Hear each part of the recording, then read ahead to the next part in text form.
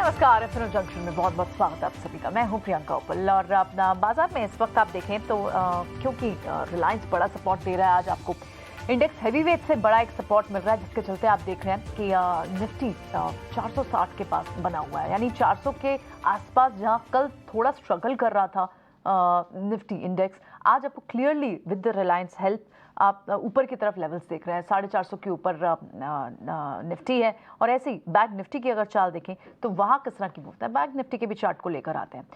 Bank Nifty भी फिलहाल आपको 45,300 के करीब दिख रहा है। तो बाजार में थर्सडे के दिन, वो भी एक्सपायरी के दिन, जहाँ एक बार के लिए बार बार बात की जा रही है कि पीसीआर 2 के पास है, ओवरबॉट जोन में है, विक्स भी थोड़ा सा बड़ा है, ज़्यादा बड़ा विक्स बढ़ ही नहीं रहा है, तो यानी ट्रेडर्स के बीच में फियर ही नहीं है। बुलिश बेट्स लगातार ओवरबॉट जोन में होने के बाद भी आपको देखने को मिल रही है और बड़ी पार्टिसिपेशन आपको लार्ज कैप से आ रही है, हैवी वेट से आ रही है। रिकॉर्ड ऊंचाई पर है निफ्टी और सेंसेक्स दोनों ही, लगातार नए लेवल्स बाजार बना रहा है। बैंक निफ्टी तो 45,300 के पार चला गया और 12 में से 9 शेयर कल एचडीएफसी ड्रैग, बड़े दोनों जो ड्रैगर्स थे वो एचडीएफसी ट्विन्स ही ड्रैगर थे, वहां से आज इतनी बड़ी कोई, इनफैक्ट दोनों ही हरे निशान में, जिससे आप बैंक निफ्टी को भी सपोर्ट देख रहे हैं और वहां रिलायंस सपोर्ट दे रहा है इंडेक्स को। रियल एस्टेट इंडेक्स आज सबसे बड़े गेनिंग मूवमेंट के साथ चल रहा है। आईटी इस पूरे हफ्ते में परफॉर्म कर रहा है। आईटी, मेटल और एफएमसीजी पैक तो हमें पता ही है, एफएमसीजी हो और साथ ही ऑटो, वो अच्छी खासी परफॉर्मेंस दे रहे हैं। फार्मा सेक्टर में डिवीज लैब जैसे काउंटर्स में कल भी खरीदारी बड़ी मूव थी और आपको दूसरे प्लेयर्स में भी आज मूव दिख रही है। एनर्जी पैक वापस आया है, रिलायंस की जो बड़ी मूव आई है, रिलायंस यहाँ, और उसके अलावा ओएनसीज में अच्छी मूव है, जेएसडब्ल्यू एनर्जी जैसे काउंटर्स में मूव है। आप एनर्जी पैक को देख रहे हैं कि वहाँ तेजी मिली है। इंडिया विक्स जो है वो 12 मामूली बढ़त है, ज़्यादा नहीं, सिर्फ 2% की बढ़त है। एक्चुअली इंडिया विक्स अभी रेलेवेंसी अपनी खो चुका है, जिस तरह की मूव चल रही है। ओवरबॉट जोन होने के बाद भी, आरएसआई इंडिकेशन करने के बाद भी किसी तरह का कोई फियर दिख नहीं रहा आपको, जो इंडिया विक्स की वॉलेटिलिटी से दिख रहा हो। अब हमारे साथ आज के गेस्ट अजीत मिश्रा बने हुए हैं, उनसे भी बात करते हैं। अजीत, गुड आफ्टरनून, स्वागत है आपका। आपसे शो में आगे बात करेंगे, लेकिन एक बार क्विकली व्यूवर्स को कल का रिपोर्ट कार्ड दिखा दें। कल हमारे साथ प्रशांत सावंत थे और आइए उनका एक बार रिपोर्ट कार्ड, राहुल शर्मा थे हमारे साथ, आइए देखते हैं कि उनकी परफॉर्मेंस कॉल्स की कैसी रही।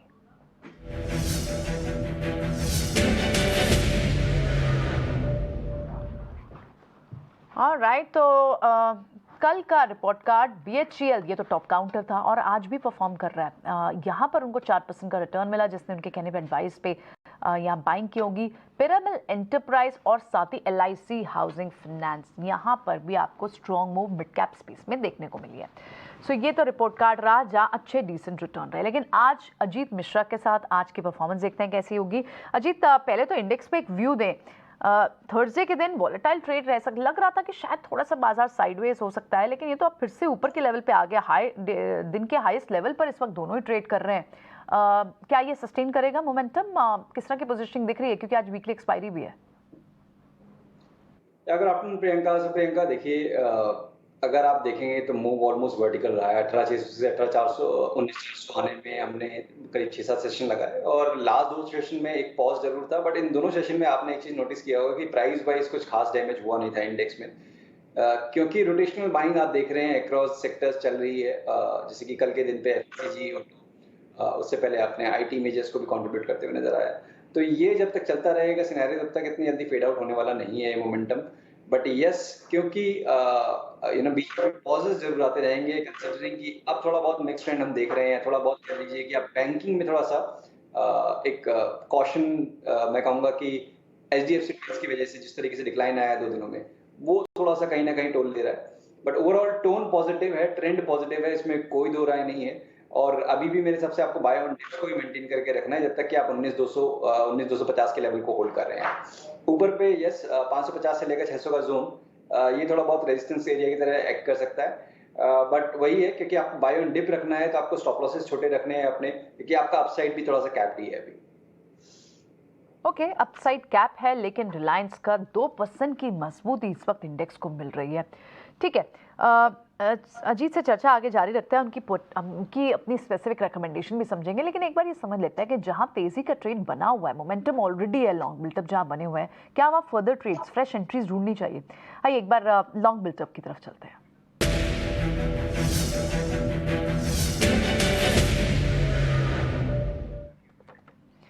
तो कौन से स्टॉक्स हैं जिनमें अभी फिलहाल आपको ताज़ा खरीदारी करनी चाहिए? अभी कुछ जो काउंटर्स हमने हाईलाइट किए, ऑल मार्केटिंग काउंटर्स तो अलग ही चाल चल रहे हैं, एचपीसीएल, बीपीसीएल, और बात भी की जा रही है क्योंकि इनके लिए इनके अर्निंग्स के नंबर्स अच्छे आएंगे। 3 महीने से क्रूड नीचे हैं और इनके रिफाइनिंग इनके जो रिकवरी थी, अंडर रिकवरी थी, बहुत पहले ही रिकवर हो गई है। तो अब ये मार्जिन अच्छे प्रॉफिट में है सारी ऑयल मार्केटिंग कंपनीज, इसलिए आप देख रहे हैं कि सब में अच्छी मूव है। लेकिन क्या फर्दर ट्रेड बनता है? ये शुरुआत है क्या अभी रैली की इनमें? अजीत, कोई ऑयल मार्केटिंग काउंटर पसंद आएगा आपको? प्रियंका, जो लास्ट 2 दिन का सर्च है वो काफी स्ट्रांग रहा है। दोनों ही काउंटर्स में मैं देख रहा हूँ, बीपीसीएल, एचपीसीएल, तो यहाँ पे थोड़ा बहुत मुझे लगता है कि शायद पहुंच सकता है।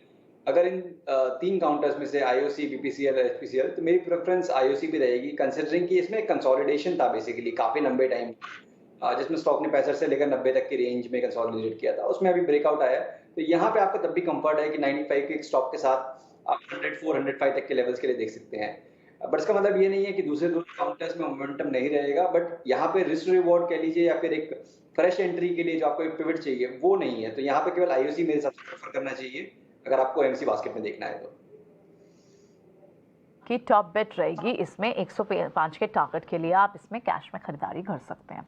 अजीत, आज टाटा पावर को एक स्मार्ट मीटरिंग ऑर्डर के लिए जो इस न्यूज़ के चलते जो आज इस स्टॉक में इम्पैक्ट दिख रहा है, क्या इस इम्पैक्ट में आगे फर्दर इस रैली में लेग्स अप हैं?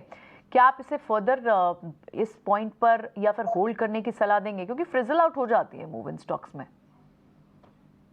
तो देखिए, यहाँ पे ऑलमोस्ट करीब 1 सवा साल का आपने करेक्टिव टोन देखा, जबकि स्टॉक ने अपना रिकॉर्ड हाई बनाया था in the month of April last year. वहां से एक डिसेंट करेक्शन करीब 296 से 180 तक के लेवल्स आप आए। करीब 3-6 महीने का कंसोलिडेशन बहुत छोटी रेंज में हुआ, जिसका ब्रेकआउट हाल फिलहाल में देखने को मिला और अब उसका कंटिन्यूएशन दिख रहा है ट्रेंड का। तो कहीं ना कहीं देखिए टोन पॉजिटिव रहेगा, बट टाटा पावर अब उस तरीके का मोमेंटम जैसे पहले आप देख रहे थे वैसा मोमेंटम शायद ना दिखे आपको, तो एक ग्रेजुअल मूवर रहेगा। तो अगर आप कंफर्टेबल हैं लेट्स से 1 वीक के टाइम होराइजन के हिसाब से, तब definitely you can attempt going long in Tata power at current levels. मेरे हिसाब से यहाँ पे आप 220-21 का स्टॉप लॉस मेंटेन करें और पोजीशन एक करीब 235-240 तक के टारगेट्स के लिए इसको आप लॉन्ग कर सकते हैं। यहाँ से लॉन्ग करने की सलाह देंगे, यानी अभी 2-2.5% की मूव है, लेकिन 2-2.5% यहाँ से लगभग 5% की और मूव ऊपर देखते हैं। टाटा पावर में 235 तक का टारगेट दिया। टाटा पावर को तो लॉट साइज भी काफी बड़ा है। जीत, क्या कैश में ट्रेड लेना बेटर रहेगा या ऑप्शंस का भी कोई ट्रेड यहाँ पे फेवरेबल दिखता है रिस्क रिवॉर्ड? देखिए, ऑप्शन का टू बी ऑनेस्ट मैं इसका ट्रैक नहीं करता हूँ, बट इसको अगर देखें अगर तो किस तरीके के ऑप्शन में ठीक ठाक है। इसमें काम करीब 3375 का लॉट साइज है इसमें, और करीब जो 230 वाला आपका कॉल है वो भी करीब 5.5 पे है। तो अगर थोड़ा एग्रेसिव आप ट्रेड करना चाहते हैं तो यहाँ पे आप इसको देख सकते हैं। 5.5 के अराउंड पे आपको बाय करना है, 4 का आप स्टॉप लॉस रखेंगे। करीब 8.59 तक के टारगेट्स के लिए आप इसको लॉन्ग कर सकते हैं ऑप्शंस में भी। 230, 231 की कॉल आपने बोली, 231 की कॉल, ठीक है। Correct. आज रियल एस्टेट टॉप सेक्टर बेट भी है, टॉप सेक्टोरल गेन्स भी है रियल एस्टेट स्पेस से ही। गोदरेज प्रॉपर्टीज में एक ब्रीदर के बाद फिर से जो मूव स्टार्ट हुई है और अच्छे बिजनेस अपडेट्स आ रहे हैं। जो क्वार्टर अपडेट, जो बिजनेस अपडेट्स हैं मैक्रोटेक के पहले आए, और इनफैक्ट कई सारी न्यूज़ है प्रेस्टीज पुरवानकरा में भी। क्या गोदरेज प्रॉपर्टीज एक अच्छी बेट हो सकती है जुलाई के लिए? बिल्कुल, देखिए यहाँ पे कैचअप मूव मैं कहूँगा प्रियंका हो रहा है, कंसिडरिंग कि जो आपने दूसरे काउंटर्स उभरे, रियलिटी, प्रेस्टीज, डीएलएफ, इनमें काफी स्ट्रांग मूव देखा था। ये आपको एक करेक्टिव ट्रेंड में था, जहाँ पे कि स्टॉक करीब 2600 से 1200 तक आ गया था।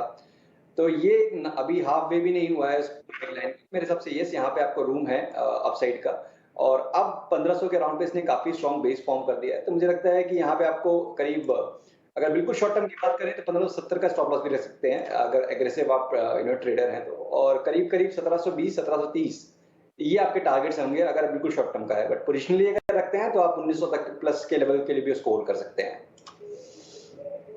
चलिए, ये बात तो हुई जहां लॉन्ग बिल्टअप है, जहाँ तेजी से शॉर्ट्स भी कवर हैं, उसमें टायर स्टॉक्स में अपोलो टायर जैसे स्टॉक्स का भी नाम है। एक लिस्ट लेकर आते हैं जो हमने भी फिगर आउट किया कि कहाँ शॉर्ट्स तेजी से कवर हो रहे हैं। Apollo tyre, power grid, Cummins India और बीईएल। इनमें से अपोलो टायर काफ़ी इंटरेस्टिंग नेम लग रहा है आफ्टर अ ब्रीदर। क्या यहाँ पर और फर्दर रैली के लिए आप ट्रेड रेकमेंड करेंगे अपोलो टायर में? देखिए, यहाँ पे इनफैक्ट नॉर्मल प्रॉफिट टेकिंग थी, बिकॉज़ आपने स्टॉक में करीब 300 से लेकर 400 साढ़े 400 तक के मूव देखे थे, तो एक नॉर्मल प्रॉफिट टेकिंग का फेज़ था। इसमें इसने लास्ट 2 दिन में थोड़ा बहुत एक नेगेटिविटी दिखाई कि अपने शॉर्ट टर्म एवरेजेस के नीचे स्लिप हुआ, बट आज ने उसको स्ट्रांगली रिक्लेम कर लिया है। तो इंडिकेशन तो ये है कि ये मूव कंटिन्यू रहेगा, जो इसका पॉजिटिव ट्रेंड है वो कंटिन्यू रहेगा। 401 मेरे हिसाब से आपका स्टॉप लॉस होना चाहिए, क्योंकि हाई बीटा काउंटर है, तो आपको उतना स्टॉप तो एटलीस्ट मेंटेन करना पड़ेगा, और करीब 420 422 ये आपके टारगेट रहेंगे अपोलो टायर्स में। मिड कैप पीएसयू नेम्स में भी बैंक्स में यूनियन बैंक जैसे नेम ऊपर आए हैं, उसके बाद अब सीयूबी जैसे नेम्स में भी अच्छी शॉर्ट कवरिंग दिख रही है। क्या पीएसयू बैंक रडार पे आएगा मिड कैप? पीएसयूज में अगर आप बात करेंगे तो जो टॉप नाम है जैसे bank of Baroda, Canara bank, SBI, यहाँ पे काफी स्ट्रॉन्ग ट्रैक्शन है। उसके अलावा भी जैसे जेएंडके बैंक में काफी स्ट्रॉन्ग ट्रैक्शन देखने को मिला है हाल फिलहाल में। सीयूबी में यस रिकवरी है, बट कंपैरेटिवली इसका ट्रेंड वीक है। तो अगर मुझे प्रेफर करना है with in the PSU basket, I will prefer with stick with SBI, Canara bank, bank of Baroda. ये टॉप नाम है, और इनफैक्ट हमारी रिकमेंडेशन भी ऑन कैनरा बैंक ही है आज। तो आपकी और दूसरी रिकमेंडेशंस कहाँ हैं बैंक्स में, यानी आपकी अपनी रिकमेंडेशन कैनरा बैंक, और अदर बेट्स कहाँ हैं? देखिए, पहले रिकमेंडेशन मेरी कैनरा बैंक में होगी, बिकॉज काफी मेजर कंसोलिडेशन ब्रेकआउट देखने को मिला है। 338 मेरा इमीडिएट टारगेट है, 322 के स्टॉप लॉस के साथ यहाँ पे आप लॉन्ग कर सकते हैं। दूसरी रिकमेंडेशन में मेरा पीएसयू होगा गेल। यहाँ पे अपने रिकॉर्ड हाइस के पास एक बेस फॉर्मेशन हुआ है, तो यहाँ रिस्क रिवॉर्ड काफी फेवरेबल बन रहा है। अभी तक मूव आया नहीं है, तो मेरे हिसाब से जब यहाँ पे 108 के ऊपर क्रॉस करते ही आपको काफी स्ट्रॉन्ग ट्रैक्शन दिखेंगे, तो बिल्कुल नियर टर्म का टारगेट 112 का रहेगा, बट पोजिशनली करीब 116 से लेकर 120 तक के लेवल्स भी पॉसिबल हैं। यहाँ पे 106 के स्टॉप लॉस के साथ आप लॉन्ग पोजीशन बना सकते हैं। ओके, गेल आपने बोला, मुझे भेल सुनाई दिया, मुझे लगा कि आप, क्योंकि प्राइजेस भी आसपास थे, तो मुझे लगा कि 92 93 के आसपास, और अब 118 तक की जंप आप देख रहे हैं, लेकिन आप गेल की बात कर रहे हैं। ठीक है, आज गैस काउंटर्स में मूव है, इनफैक्ट गुजरात गैस जैसे काउंटर्स में भी आपको एक अच्छी शॉर्ट कवरिंग दिख रही है, लेकिन आपकी बेट यहाँ गेल पर है 112 के टारगेट के लिए। ठीक है, आइडियाज की भी कि कहाँ शॉर्ट बिल्टअप हो रहा है, क्या ये रिकवरी ट्रेड्स हैं या फर्दर प्रेशर होगा। 3 दिन से तो हम आयशा मोटर्स पे प्रेशर देख रहे हैं, टॉप लूजर भी है निफ्टी का, और कंपेटिटिव इंटेंसिटी बढ़ रही है स्पेस में, इसी वजह से आप आयशा मोटर को आज भी, यानी 3 दिन में आप लगभग 10-12% आयशा मोटर पर देख चुके हैं, डेंट हो चुका है। लेकिन और दूसरे जो काउंटर्स हैं उसमें, जिसमें फ्रेश आपको यहाँ बिकवाली दिख रही है, उसमें काउंटर्स लाइक एस्ट्रल, चोला, ये सब काउंटर्स भी हैं। मैरिको को लेकिन एक बार डिस्कस करते हैं आज अजीत, क्योंकि कल मार्केट के बाद बिजनेस अपडेट्स आए थे मैरिको के, अडानी विल्मर्स के, थोड़ी सी धीमापन तो दिख रहा है मैरिको के काउंटर में, जो उन्होंने पोस्ट किए लास्ट क्वार्टर की बिजनेस अपडेट्स, लेकिन आगे की विजिबिलिटी भी दी है और वन ऑफ की बात भी कही है, लेकिन बाजार को ये बात कुछ बहुत ज़्यादा रिलेट नहीं हुई। 2% का प्रेशर अब भी है मैरिको पर। क्या ये फर्दर वीकनेस दिख रही है, या फिर क्योंकि न्यूज़ इतनी नेगेटिव नहीं है, एक रिकवरी ट्रेड अटेम्प्ट कर सकते हैं इसमें? बिल्कुल प्रियंका, देखिए मैं एग्री करूंगा कि यहाँ पे इनफैक्ट रिकवरी ट्रेड ही अटेम्प्ट करना चाहिए, कंसिडरिंग कि एफएमसीजी एज ए इंडेक्स ये आपका रिकॉर्ड हाई पे है। ऑलमोस्ट ज्यादातर सारे अच्छे काउंटर्स जहाँ पे हैं आपको आप काफी स्ट्रॉन्ग रिकवरी दिख रही है। एक का नाम जैसे कि मैरिको जहाँ पे मूव नहीं आया है, बट यहाँ पे देखिए अंडर परफॉर्मेंस ऑलरेडी हो चुकी है, क्योंकि अगर आप देखेंगे 7-8 हफ्तों की मूव, तो यहाँ पे कोई भी प्राइस एप्रिसिएशन देखने को नहीं मिला है। तो मेरे हिसाब से कहीं ना कहीं कंसोलिडेशन या फिर एक पॉज वही इंडिकेशन है कि अभी तक जो भी हाल फिलहाल के नेगेटिव्स हैं उसको डिस्काउंट कर लिया है प्राइस ने, और जब तक ये 515 के ऊपर होल्ड कर रहा है तब तक पोटेंशियल रहेगा कि नेक्स्ट लेग में ये आपको रिकवरी दिखाए, करीब 560 565 तक के लेवल देखने को मिले। तो डेफिनेटली मेरे हिसाब से काउंटर ट्रेंड प्ले करना चाहिए, इस डिप को आपको यूज करना है 515 के स्टॉप लॉस के साथ, करीब 545 560 तक के पोजीशन टारगेट्स के लिए। का रीजिक भी आया large cap to mid cap, और large cap to mid cap और small cap to mid cap भी, उसके चलते भी हम काउंटर्स में देख रहे हैं इम्पैक्ट तो पड़ रहा है। कुछ काउंटर्स और डिस्कस करते हैं। एस्ट्रल जैसे काउंटर्स, थोड़ा प्रेशर 1.5% का ही है अभी, लेकिन क्या फर्दर शॉर्ट्स भी बन रहे हैं नीचे के कॉल्स पर इसमें? प्रियंका, इसमें मूव काफी शार्प था, 1275 से लेकर 2000 के बीच में अगर आप वीक ऑन वीक देखेंगे तो आपको एक नेगेटिव वीक नजर आएगा, तो इट मींस आपने बिल्कुल भी पॉज नहीं लिया। तो रिकॉर्ड हाइज के पास जनरली आके स्टॉक या इंडेक्स थोड़ा बहुत पॉज लेते हैं, तो उसी तरीके का इंडिकेशन है। यस, थोड़ा सा डिप अभी एक्सटेंड हो गया, करीब 7% की डिप इसमें इस वीक में हो चुके हैं, बट मुझे लगता है क्योंकि ट्रेंड पॉजिटिव है, यहाँ पे शॉर्टिंग के बदले आपको बाइंग की अपॉर्चुनिटी देखनी चाहिए। तो करीब स्टॉक अगर आपको 1780 से लेकर 1800 की रेंज में मिलता है, तो वहां पे आप लॉन्ग के लिए देखिए 1920 1930 तक के टारगेट्स रहेंगे, और करीब 1680 का आपका स्टॉप लॉस रहेगा। दूसरा शॉर्ट आइडिया भी जो हमें लग रहा है वो भी एक रिकवरी ट्रेड के तौर पे दिखना चाहिए। बाइंग मोमेंटम बाजार में हर सेक्टर स्पेस में बना हुआ है और अब अर्निंग सीजन भी शुरू हो गया है। जीएम ब्रेवरीज के आप नंबर देख रहे हैं, क्वार्टर में सबसे पहले numbers first set of numbers में आ जाते हैं। छोटी कंपनी है, अल्कोहल बेवरेज से जुड़ी हुई है, अल्कोहल सेगमेंट से जुड़ी हुई है और मुनाफा इनका बड़ा है, 16 करोड़ से बढ़कर 19 करोड़। ये वाई ऑन वाई फिगर्स है, क्यू ऑन क्यू फिगर्स भी लेकर आते हैं। लेकिन फिलहाल रेवेन्यूज आप देखें तो उसमें बहुत ज़्यादा चेंज नहीं है, माइनर सा चेंज है। क्यू ऑन क्यू फिगर्स को भी लेकर आएंगे। लेकिन इस बीच अजीत, दो आइडियाज़ मैंने आपसे पूछे, वहाँ दोनों में रिकवरी ट्रेड अटेम्प्ट हो रहा है। कोई शॉर्ट आइडियाज़ हैं हेज करने की इस वक्त ज़रूरत होनी चाहिए या बाजार वन डायरेक्शन में ही देख रहा है? देखिए वीकनेस है, वीकनेस कुछ एक काउंटर्स आपको जहाँ पे कि आपको नेगेटिव साथ नजर आते हैं, जैसे कि यूपीएल हो गया, जहाँ पे कि आपको बिल्कुल भी रिकवरी नजर नहीं आ रही है या फिर इनफैक्ट कहिए कि नेगेटिव टोन के साथ ही ये ट्रेड कर रहा है। सिमिलरली अगर मिडिल स्पेस से हिंडाल्को आप देखेंगे तो वहां पे भी आपको एक अंडर परफॉर्म, बट मेरे हिसाब से प्रियंका भी जरूरत नहीं है हमको शॉर्ट साइड के लिए अपॉर्चुनिटीज ढूंढने का, कंसिडरिंग कि अक्रॉस सेक्टर्स आपने पार्टिसिपेशन देख रहे हैं, ब्रॉडर मार्केट भी अच्छा परफॉर्म कर रही है। तो अगर आपको हेज करना भी है एज अ ट्रेडर, तो मेरे हिसाब से आपको इंडेक्स के साथ ही हेज करना चाहिए, बिकॉज अगर आपके स्टॉक्स हाई बीटा काउंटर्स वाले हैं तो आप उसको इंडेक्स के साथ हेज करेंगे तो तब आपको थोड़ा सा मिलेगा। स्टॉक्स में आप हेज करेंगे थोड़ा सा मुश्किल होगा उसको हेजिंग को एक परफेक्ट हेज बनाना। तो अगर आपको करना है वो भी, बट अभी नहीं, मेरे हिसाब से 19,200 के नीचे अगर आप आते हैं तब आप हेजिंग के बारे में सोचिएगा, अभी otherwise you can continue with long positions. Ajit, जो शॉर्ट साइड के ट्रेड्स है वहीं पर आपको मैक्सिमम अनवाइंडिंग भी दिख रही है। आप मारुति के ट्रेड को देखें, वहां पर भी इनफैक्ट लॉन्ग्स अनवाइंड होते हुए दिख रहे हैं आपको, और शॉर्ट थोड़ा सा प्रेशर जरूर है, लेकिन क्या ये अनवाइंडिंग ट्रेड भी हो रहे हैं साथ में?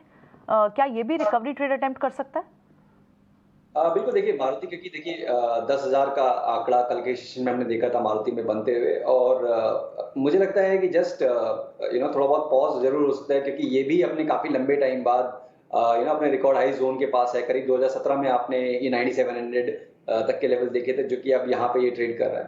तो एक नॉर्मल कंसोलिडेशन डेफिनेटली हो सकता है, और मेरे हिसाब से 96-9700 का बैंड है। यहाँ पे जाके आपको अगर ये प्रॉफिट टेकिंग एक्सटेंड होती है तो यहाँ जाके आपको पॉज नजर आएगा। तो मेरी रिकमेंडेशन इसमें भी यही होगी कि आपको एक्यूमुलेट ही करना चाहिए, इसको रिकवरी ट्रेड की तरह ही प्ले करें, और जब तक कि आप 95-50 के लेवल को होल्ड कर रहे हैं तब तक इसमें बाय ऑन डिप्स ही मेंटेन करें। डिप्स होना चाहिए। आप इस वीकनेस को इस आज दबाव को खरीदने के तौर पर जरा ज़्यादा देखें। क्या इसी तरह की स्ट्रैटेजी डीवी स्लैब में भी होनी चाहिए, क्योंकि फार्मा एक अच्छी स्ट्रेंथ दिखा रहा है? कल 5-5.5% की तेजी के साथ डिविस बना हुआ, आज 1.5% नीचे है, तो क्या ये मौका है या फिर थोड़ा और नीचे मिल सकता है? देखिए फार्मा इंडेक्स प्रियंका करीब 1.5 साल की करेक्टिव ट्रेंड के बाद रिकवरी आई है इसमें हाल फिलहाल में, और सेम विद डिविस आल्सो काफी लंबा चैनल रहा है इसका एक डाउन ट्रेंड का, जो कि हाल फिलहाल में एंड हुआ है करीब 3500 के पास। तो मुझे लगता है कि इतनी जल्दी ये फिजल आउट होगा नहीं, बट हाँ you need to be patient, because move काफी ऑलरेडी अच्छा हो चुका है, तो यहाँ थोड़ा बहुत कंसोलिडेट जरूर कर सकता है। 3580 मेरे हिसाब से आपका स्टॉप लॉस होना चाहिए, और पोजिशनली 3870 से लेकर 3900 तक के लेवल्स, ये यहाँ मुझे दिख रहे हैं कि आपको जल्दी दिखा देगा स्टॉक। ठीक है, बाजार में जो मेजरली मोमेंटम आया वो बैंक्स लेड रहा। पीएसयू बैंक्स फिर से वापस आए, और आप पिछले 3-4 दिनों में ये ट्रेड में देख रहे हैं कि बैंक्स वापस आए, पीएसयू बैंक्स। आज एक खास बैठक भी हो रही है, और एफएम आज 12 बजे पीएसयू बैंक्स के चीफ्स के साथ ही मिल रही हैं, और बात कई सारी चीज़ों पे रिव्यू होने वाला है, बैंक के परफॉर्मेंस पे, क्रेडिट फ्लो पर, असेट क्वालिटी पर, ये सारा एजेंडा, और क्या कुछ इंपॉर्टेंट निकल कर आ सकता है, इस पर ज़्यादा अपडेट के लिए आइए मेरे सहयोगी सुमित के पास चलते हैं। सुमित, क्या कुछ और एजेंडा पे हो सकता है? वित्त मंत्री निर्मला सीतारमण की एक अहम बैठक है आज। स्टेट बैंक जो होते हैं सरकारी बैंक, उनके हेड्स के साथ लगभग 12 बैंक होंगे। यहाँ पर काफ़ी बातों पर चर्चा होगी, जिसमें शामिल होगा कि कैसे क्रेडिट ग्रोथ होगी बैंकों की, क्या हुआ अभी तक बैंकों के साथ पहले क्वार्टर में, आगे जाकर क्या होने वाला है, और लोन्स किस तरह सुधारे जाएंगे। एनपीएस, नॉन परफॉर्मिंग एसेट की भी बात होगी। ये सब लेकर चर्चा की जाएगी कि पिछले साल में कैसे उन्होंने प्रॉफिट कमाए। ये याद रखना होगा कि 1 लाख करोड़ के प्रॉफिट सबके थे, सबसे बेहतरीन प्रॉफिट थे, इसमें से आधे स्टेट बैंक ऑफ इंडिया के थे। सो इस सब पर चर्चा होगी कि बाकी कैसे बैंक अपनी हालत सुधार सकते हैं, बेहतर बना सकते हैं, क्योंकि वित्त मंत्री मानती हैं कि पिछले साल बैंकों ने काफ़ी अच्छा किया है। शनिवार को उन्होंने एक संबोधन में कहा कि बैंक बहुत अच्छा कर रहे हैं पर उन्हें और अच्छा करने की ज़रूरत है। इस सब को देखते हुए ये बहुत ही महत्वपूर्ण मीटिंग है आज बैंक, स्टेट बैंक जो होते हैं सरकारी बैंक, उनके चीफ के साथ, जिसमें सीतारमन ये बात पे चर्चा करेंगे कि कैसे उनकी पूरी स्थिति का जायजा लेंगे और बताएंगे कि कैसे वो बेहतर कर सकते हैं आने वाले साल में। ठीक है, तो इस इम्पॉर्टेंट मीटिंग के कंक्लूड्स हमारे व्यूअर्स तक लेकर आएंगे क्योंकि काफ़ी इंपॉर्टेंट रहेंगे ये। अर्निंग्स अब आगे हैं Q1 की और बैंक्स और फाइनेंशियल्स की अर्निंग्स एक बार फिर से बात की जा रही है। NBFCs की, बैंक्स, फाइनेंशियल्स की earnings, quality set of earnings इस क्वार्टर में भी देखने को मिल सकते हैं, तो देखना होगा, ये इंपॉर्टेंट बैठक है। लेकिन इस बीच जाते जाते कुछ और ट्रेड्स भी डिस्कस कर लेते हैं अजीत के साथ। और अजीत, एक बार के लिए आयशर मोटर्स पे भी फिर से रिव्यू करें क्या? 3 दिन हो गए, अब कितनी और वीकनेस है बाकी? 11-12% ऑलरेडी स्लाइड हो चुका है स्टॉक का। क्या कोई रिकवरी अटेम्प्ट हो सकती है या फिर अब भी नो ट्रेड जोन जैसा है? देखिए प्रियंका, ऑलमोस्ट करीब 10% आप करेक्ट कर चुके हैं इस हफ्ते में और डिक्लाइन काफी शार्प रहा है। ऑब्वियसली अपने मेजर एवरेजेस के नीचे स्लिप हो चुका है स्टॉक और बिल्कुल भी संभलने का मौका नहीं मिला अगर आपने स्ट्रिक्ट स्टॉप लॉसेस मेंटेन नहीं किए हैं तो। और मुझे लगता है जिस तरीके से इसमें गिरावट आई है, इतनी जल्दी वो फेड आउट नहीं होगी। यस, पॉज जरूर हो सकता है, एक रिकवरी का एक अटेम्प्ट हो सकता है, बट अब दोबारा से इसको 3300 को रिक्लेम करना, सस्टेन करना, वो इंपॉर्टेंट होगा। तो जब तक ये 3300 के नीचे है तब तक अवॉइड करना चाहिए इसको लॉन्ग साइड के लिए। आपके पास कोई एग्जिस्टिंग पोजीशन है, 3150 का एक स्टॉप रखें, उसके नीचे अगर ये ट्रेड कर रहा है तो आपको इसको एग्जिट करना पड़ेगा, बिकॉज फिर ये आपको करीब 3040-3050 तक के लेवल भी दिखा सकता है। तो आपको रिकवरी यूज करना है एग्जिट करने के लिए instead of going long at current levels. ठीक है अजीत, क्योंकि इसमें शार्प डिक्लाइन आया था और जिन शॉर्ट ट्रेडर्स ने शॉर्ट किया होगा वो मुनाफे में भी रहेंगे, लेकिन अब यहाँ से अगर लॉन्ग ट्रेड, रिकवरी ट्रेड नहीं बनता तो क्या फर्दर शॉर्ट का ट्रेड बनता है? इतना रिवॉर्डिंग होगा इस जंक्शन पर? नहीं, इनफैक्ट वही मैं कहेंगे कि यहाँ पे आपको अगर आप शॉर्ट हैं तो मेरे हिसाब से प्रॉफिट बुक कर लेना चाहिए, बिकॉज आपने काफी स्ट्रॉन्ग गेन्स काफी कम टाइम में देख लिए और आप सपोर्ट के एरियाज के जोन में पास में ही है। बिकॉज यही एसी एरिया से एक रिवर्सल आया था स्टॉक में जो कि स्टॉक को 3750 तक लेके गया था।